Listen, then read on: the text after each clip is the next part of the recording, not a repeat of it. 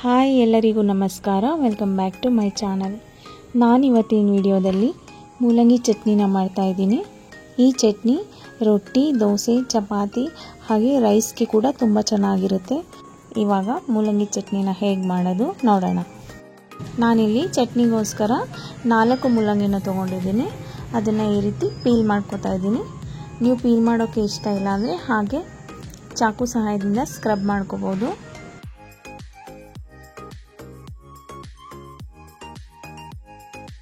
ಎಲ್ಲ ಮೂಲಂಗಿಗಳನ್ನು ಪೀಲ್ ಮಾಡ್ಕೊಂಡ ನಂತರ ನೀಟಾಗಿ ತೊಳೆದು ಈ ರೀತಿ ಸಣ್ಣದಾಗಿ ಹೆಚ್ಚಿಟ್ಕೊತಾ ಇದ್ದೀನಿ. ಇವಾಗ ಎಲ್ಲ ಮೂಲಂಗಿನೂ ಹೆಚ್ಚಿಟ್ಟಾಗಿದೆ. ಈ ರೀತಿ ಸಣ್ಣದಾಗಿ ಹೆಚ್ಚಿಟ್ಕೊಂಡ್ರೆ ಸಾಕಾಗುತ್ತೆ. ನಂತರ ಒಂದು ಬಾಣಲೆಗೆ 1-2 ಸ್ಪೂನ್ ಆಗುವಷ್ಟು ಎಣ್ಣೆನ ಹಾಕ್ಕೊಂಡಿದ್ದೀನಿ.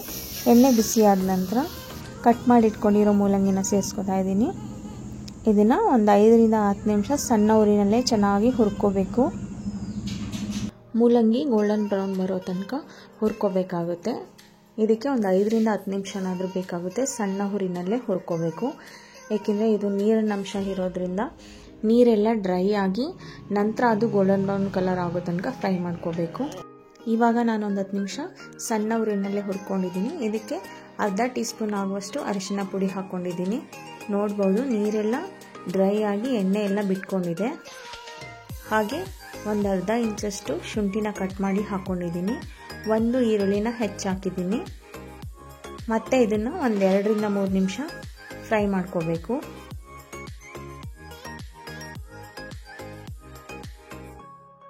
ಇವಾಗ ಈರುಳ್ಳಿನ ಒಂದು 2 ನಿಮಿಷ ಫ್ರೈ ಮಾಡ್ಕೊಂಡಿದ್ದಾಗಿದೆ. ನಾನಿಲ್ಲಿ 1 ನಿಂಬೆಹಣ್ಣಿನ ಗಾತ್ರ ಹುಣಸೆ ಹಣ್ಣನ್ನ ತೊಗೊಂಡಿದ್ದೀನಿ.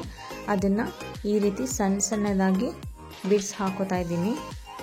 ಬಿಡ್ಸ್ ಹಾಕಿದ ನಂತರ ಇದನ್ನು ಸಹ ಮೂಲಂಗಿ ಜೊತೆ ಮಿಕ್ಸ್ ಮಾಡ್ಕೋತಾ ಇದ್ದೀನಿ. 1 ನಿಮಿಷ ಮಿಕ್ಸ್ ಮಾಡಿಕೊಂಡ್ರೆ ಸಾಕಾಗುತ್ತೆ. ಇವಾಗ 1 ನಿಮಿಷ ಆಗಿದೆ. ಹುಣಸೆ ಹಣ್ಣು ಸಹ ಸಾಫ್ಟನ್ ಆಗಿದೆ. ನೋಡ್ಬೋದು ಮೂಲಂಗಿ ಎಲ್ಲ ಚೆನ್ನಾಗಿ ಫ್ರೈ ಆಗಿದೆ. ಹಸಿ ವಾಸನೆ ಎಲ್ಲ ಹೋಗಿದೆ. ಹಾಗೆ ಈರುಳ್ಳಿ, ಹುಣಸೆ ಹಣ್ಣು ಸಹ ಸಾಫ್ಟನ್ ಆಗಿದೆ. ಇದನ್ನು ಒಂದು ತಟ್ಟೆನಲ್ಲಿ ತಣ್ಣಗಾಗೋಕ್ಕೆ ಅಂತ ಹಾಕಿಡ್ತಾ ಇದ್ದೀನಿ. ಮೂಲಂಗಿನ ತೆಗೆದ ನಂತರ ಅದೇ ಬಾಣಲೆಗೆ 2 ಸ್ಪೂನ್ ಎಣ್ಣೆನ ಹಾಕೋತಾ ಇದ್ದೀನಿ. ಎಣ್ಣೆ ಬಿಸಿಯಾದ ನಂತರ 5 ಗುಂಟೂರು ಮೆಣಸಿನ್ಕಾಯಿ,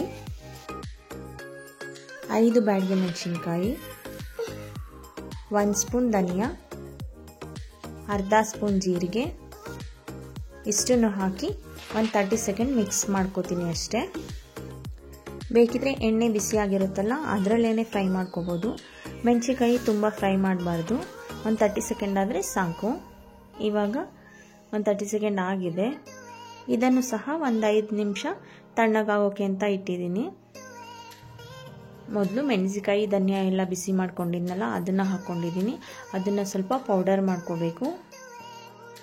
ಈ ರೀತಿಯಾಗಿ ತರಿ ಪೌಡರ್ ಆದ ನಂತರ ಹುರಿದಿಟ್ಕೊಂಡಿರೋ ಮೂಲಂಗಿ ಮಿಶ್ರಣನ ಸೇರಿಸ್ಕೊತಾ ಇದ್ದೀನಿ.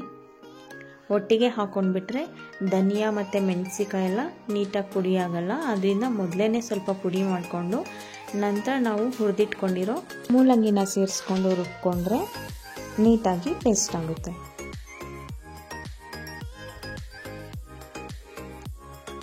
ಇವಾಗ ಇದನ್ನು ಸ್ವಲ್ಪ ರುಬ್ಕೋತಾ ಇದ್ದೀನಿ.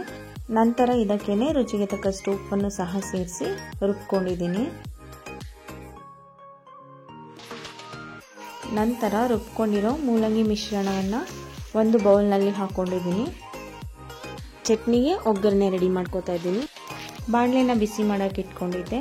ಅದಕ್ಕೆ 2 ಸ್ಪೂನ್ ಎಣ್ಣೆನ ಹಾಕ್ಕೊಂಡಿದ್ದೀನಿ. ಹಾಗೆ 1 ಸ್ಪೂನ್ ತುಪ್ಪನ ಸೇರಿಸ್ಕೊಂಡಿದ್ದೀನಿ. ಎಣ್ಣೆ ಬಿಸಿಯಾದ ನಂತರ 1 ಸ್ಪೂನ್ ಸಾಸಿವೆ, ಅರ್ಧ ಸ್ಪೂನ್ ಜೀರಿಗೆ, ಚಿಟಿಕೆ ಇಂಗು ಹಾಗೆ ಸ್ವಲ್ಪ ಕರಿಬೇವು ಸೊಪ್ಪು ಹಾಕಿ ಒಗ್ಗರಣೆ ರೆಡಿ ಮಾಡ್ಕೊಂಡಿದ್ದೀನಿ. ನಾನಿಲ್ಲಿ ಒಗ್ಗರಣೆಗೋಸ್ಕರ ಮೆಣಸಿನ್ಕಾಯಿ ಹಾಕಿಲ್ಲ. ಏಕೆಂದರೆ ನಾವು ರುಬ್ಕೊಳ್ಳೋಕ್ಕೆ ಮೆಣಸಿನ್ಕಾಯಿನ ಹಾಕಿರೋದ್ರಿಂದ ಎಕ್ಸ್ಟ್ರಾ ಮೆಣಸಿನ್ಕಾಯಿನ ಹಾಕ್ಕೊಂಡ್ರೆ ಖಾರ ಆಗುತ್ತೆ ಅಂತ ಬಳಸಿಲ್ಲ. ಇವಾಗ ಒಗ್ಗರಣೆ ರೆಡಿಯಾಗಿದೆ. ಇದನ್ನು ರುಬ್ಬಿಟ್ಕೊಂಡಿರೋ ಮೂಲಂಗಿ ಮಿಶ್ರಣಕ್ಕೆ ಹಾಕಿ ಮಿಕ್ಸ್ ಮಾಡಿಕೊಂಡ್ರೆ ಮೂಲಂಗಿ ಚಟ್ನಿ ರೆಡಿ ಆಗುತ್ತೆ. ನಿಮಗೆಲ್ಲ ಈ ರೆಸಿಪಿ ಇಷ್ಟ ಆಗಿದ್ದರೆ ಪ್ಲೀಸ್ 1 ಲೈಕ್ ಕೊಡಿ. ಹಾಗೆ 1 ಕಮೆಂಟ್ ಮಾಡಿ. ಮತ್ತು ನಿಮ್ಮ ಫ್ಯಾಮಿಲಿ ಫ್ರೆಂಡ್ಸ್ಗೆಲ್ಲ ಶೇರ್ ಮಾಡಿ. Thank you.